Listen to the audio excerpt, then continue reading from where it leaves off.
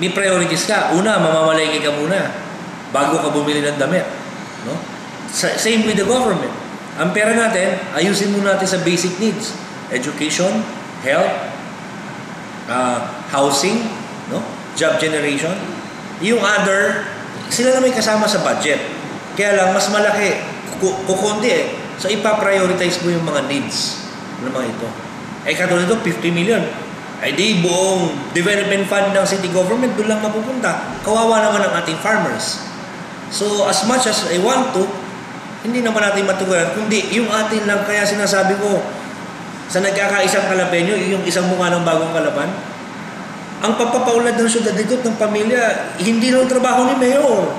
Hindi rin trabaho ng city government. It is a job of all people residing in this city. Dahil hindi lang naman ako nakatira dito eh. Trabaho natin lahat para ayusin ang lungsod na ito. Kaya sabi ko nga, yung mga smallest detail na magagawa ninyo, hindi naman sa pagpapakabayani, pero malaking may tutulong para maayos ang lungsod na ito.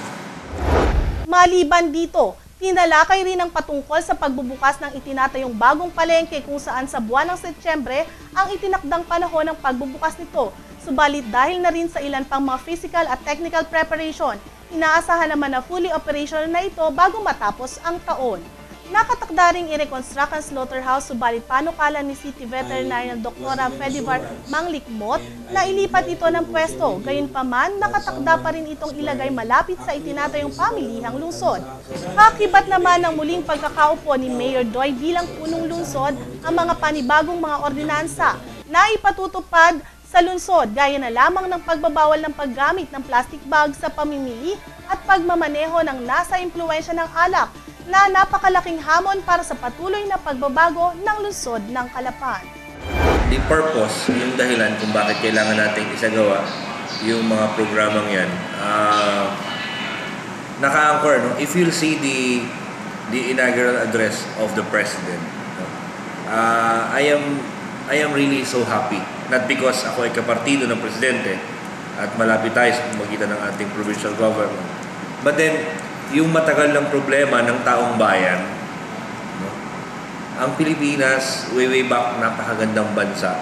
Pero ngayon, tayo ay nasa dulo na sa Asia. No? One of the third world countries.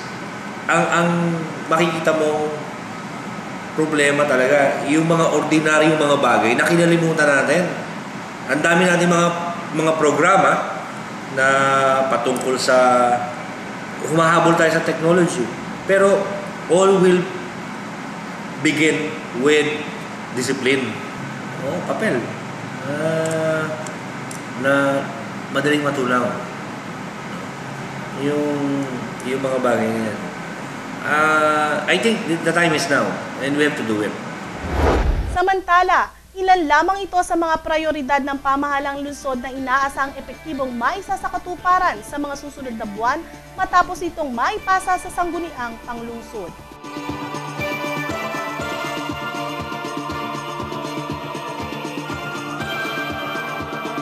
Samantala, isang linggo matapos ang formal na panunumpa bilang vice-alcalde ng lungsod, isinagawa ngayong araw ang inaugural session sa sangguniang panglungsod kung saan naging tampok dito ang inahandang inaugural speech ni Vice Mayor-elect Atty. Jojo Perez. Sa panimula ng sesyon, isinagawa ang flag ceremony at pag-awit ng Kalapan-i na sinundan ng pansamantalang pagsuspinde sa unang sesyon upang bigyang daan ang pananalita ng bagong upong ikalawang punong lungsod. Itinalaga naman bilang majority floor leader si Honorable Zoe Lainez na siyang nagpakilala at nagbigay daan para sa mensahe ng vice-alcalde. Sa naging inaugural speech, pasasalamat sa mga taong sumuporta at sa pagtitiwala sa kanya ng kanyang sambit kasabay ang hangarin na gagampanan ang tungkulin at magiging patas sa bawat Kalapeño ang hatid sa kanyang 3 taong panunungkulan, kung saan binigyang puntos rin niya na utang niya sa mga Kalapeño ang pagkakaupo sa pwesto, kung kaya't sana isang mabuting pamumuno sa panglungsod at hindi kung kaninong politiko. Samantala, ang naturang inaugural session ay dinaluhan ni City Mayor Doy Liachon, 10 konsehales ng lungsod, department heads ng city government at iba pa. Ilan naman sa mga programang nakatakdang iprioridad na maisabatas ay ang Market Code, Tourism Code, Environmental Code at ilang mga bagong ordinansa gaya ng pagbabawal sa paggamit ng plastic bag, paglabas ng bahay ng walang damit, at pagbabawal ng pagmamaneho ng nakainom o nasa ilalim ng impluwensya ng alak.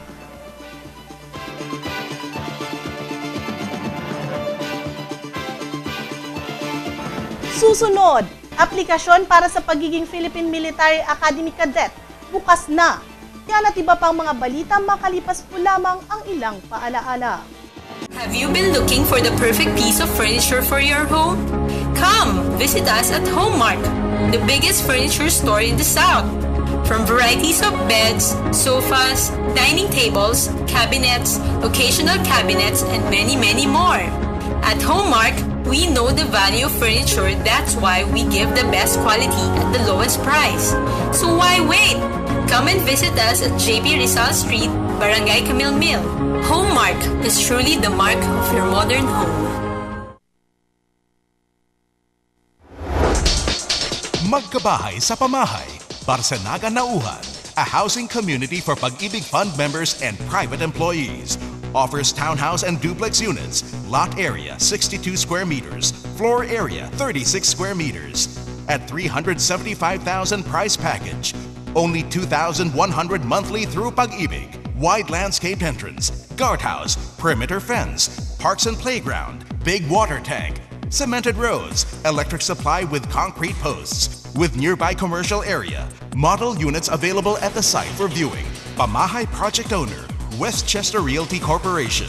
Marketing manager, RGV Real Estate Center Incorporated. Call 288-2173 or log on to www.rgvcenter.com. Magkabahay sa Pamahay, Barsanaga Nauhan.